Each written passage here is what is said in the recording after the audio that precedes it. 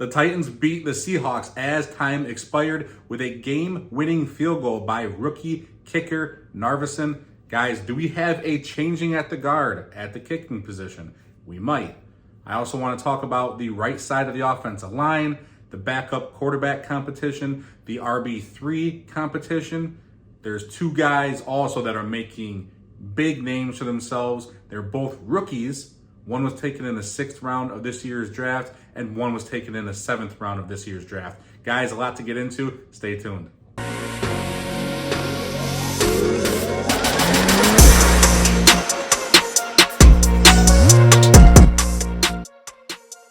Hey, Titans fans, Titan Uprising here. Thank you for tuning in. Let's dive right into this. The kicking position. There is a battle, I think, that just started Saturday between rookie kicker Narveson and Nick Folk. Now, if Narveson didn't kick a 59-yarder on Saturday and the game-winning field goal, I wouldn't even think there was a competition. Kelly says there's not, but hey, look what happened with Stonehouse and Kern. If somebody would have told us that Kern is going to get beat out by Stonehouse, and it, months before it happened, like, yeah, you're nuts. Not going to happen. And we heard rumors in camp, and the next thing you know, he was the starter. You have to go younger at some point.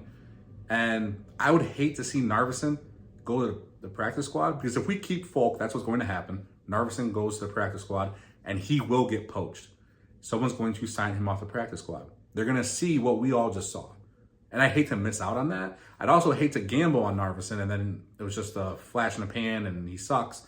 And then Nick Folk, continues to be Nick Folk, which he's good, but he's not going to be making 60-yard field goals. Not like Narveson can. He was hitting 60-plus yarders in warm-up, so he can do it. And he did a 59-yarder in a game. I mean, tell me that he didn't have nerves there, and he hit the game winner. Tell me that this guy doesn't have ice in his veins. You need that as a kicker. You really do. We have to get younger. Nick Folk, 39 years old.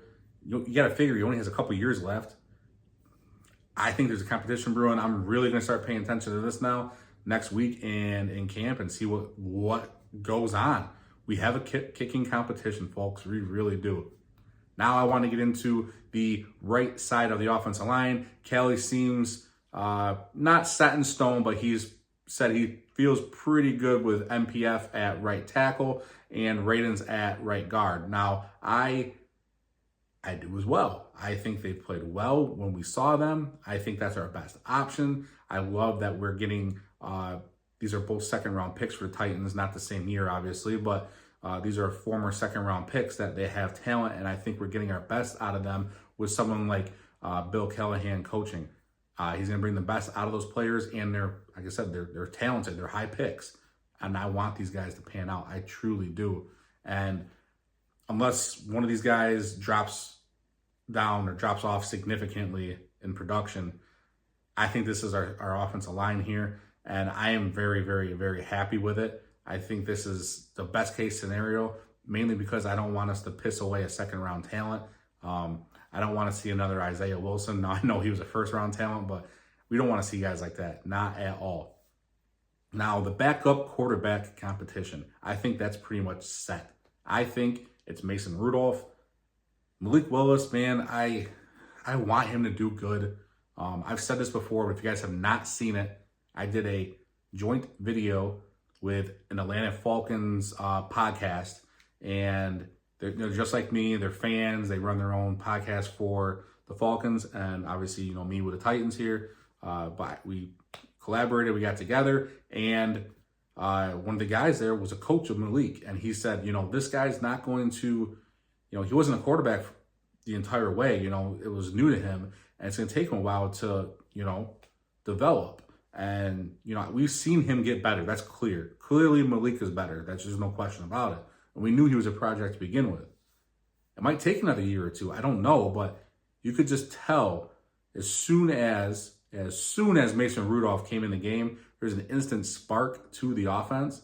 And, hey, they went down and scored. Now, granted, Malik did not have help because they were constantly in long distances. I mean, second and long, third and long, The offensive line had tons of penalties. That was really sickening. They did really, really well against the Niners, and then they took a step back. Now, you have to be consistent in that, but we were not.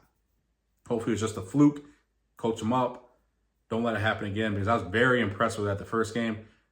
Now I'm not so much. You know, we really have to clean that up, guys. That was scary, how much we saw that. But Mason definitely provided a spark. I think the backup quarterback competition is over. I think it's Mason Rudolph. I did not like seeing Malik Willis leaving NWI up to dry there, or hanging him out to dry, if you want to say. He just, man, that's a hospital call right there. When, I mean, he got hit, and it's just, you can't do that to your receivers. You can't leave them out there. You know, throw that ball up and leave it hanging, and they go up to get it and they get smoked by a defender. And it's just, you can't let that happen. And he did that, and he also missed NWI, and then, or twice, I believe. And then Rudolph comes in, and guess who scores a touchdown? NWI. Now, I was actually happy to get him out of there, because it sounds like he's going to be part of the rotation of receivers. Shouldn't say rotation, but depth, I should say. If he's not wide receiver 4, Burks is, and if he's not, he's probably wide receiver 5. If Burke, 4 or 5, we could say, for NWI. Definitely a good talent there. Now, the last position battle that I really want to talk about here is the third running back. This is getting interesting, because I truly think, I thought Haskins was running well the first preseason game, and Chestnut was the better receiver. No, I'm wrong. I was wrong. Chestnut is the better running back, period. He's a better runner. He's a better receiver. The only thing, though, is Haskins is really, really good in special teams. And our running back 3 is not going to see the field a whole lot. You wouldn't think. I mean, they're going to see the field, but, in what capacity? Do we really want to keep, 3 running backs on the roster, which we're going to, but with the third running back being, truly depth and contributes in special teams, but not as great as another guy could? I don't know. That's going to be interesting to see what the Titans choose to do. Do they value Haskins' special team play ability over Julius Chestnut just being a better running back? If we didn't have Pollard, I would say Chestnut's RB2 all day, and let's roll with it. And then Haskins RB3, and he's a special teamer. But we have Pollard and we have Spears. So, very interesting there. Very, very interesting. I don't think my position is going to change on that, really. Chestnut's a better running back, and Haskins is a better special teams contributor. We have to leave it at that. And I'm really interested to see what route the Titans staff decides to go. Now, there's 2 guys I want to talk about. The first guy is edge rusher Jalen Harrell. He was taken in the 7th round of this year's draft, and he had 2 sacks on Saturday.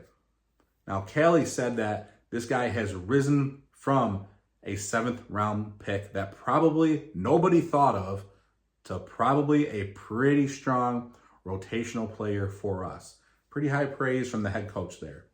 This is awesome, and we really needed the depth there very badly.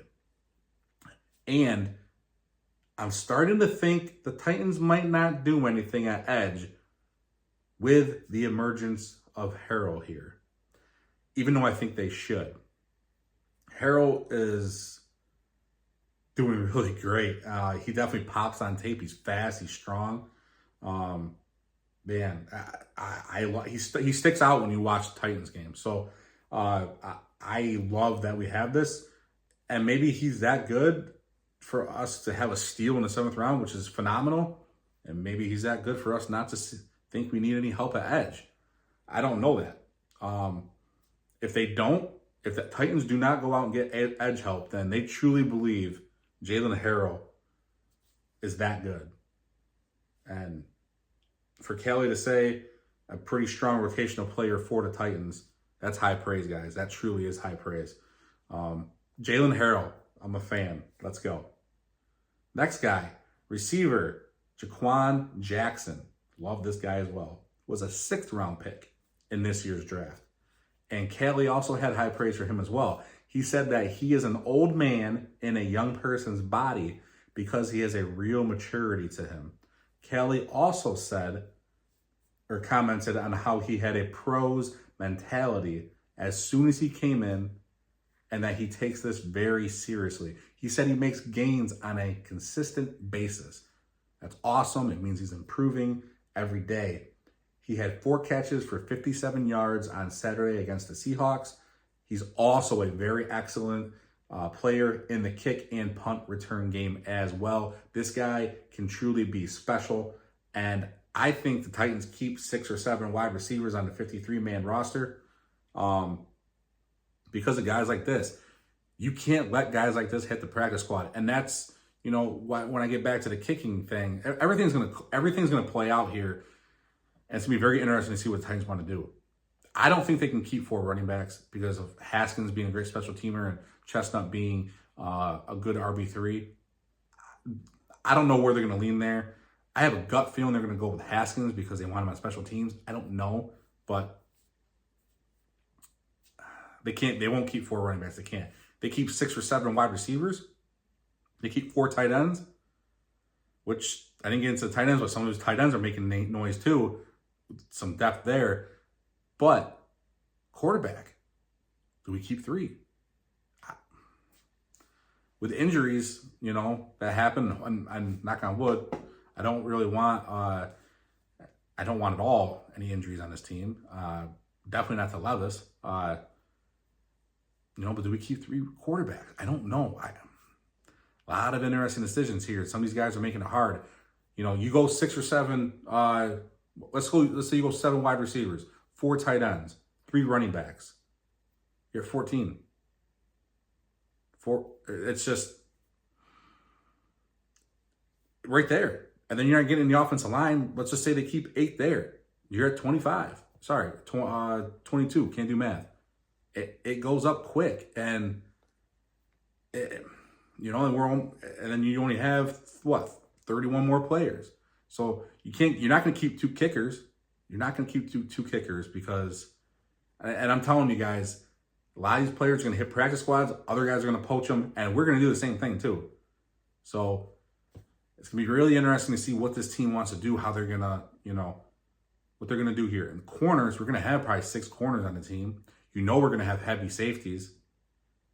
It'll be really interesting to see who makes the cut and what this team decides to go with. Guys, let me know what you think down below. Did I miss something that you guys thought was a highlight that I might have missed? You know, just let me know down below. Anybody that I should have talked about or anybody that really stuck out to you, let me know. And also, while we're talking about who makes the 53-man roster, what do you think they should do? Should we keep three running backs, 4 running backs, 7 wide receivers? Should we do 2 or 3 quarterbacks? Let me know what you guys think down below. And as always, tighten up.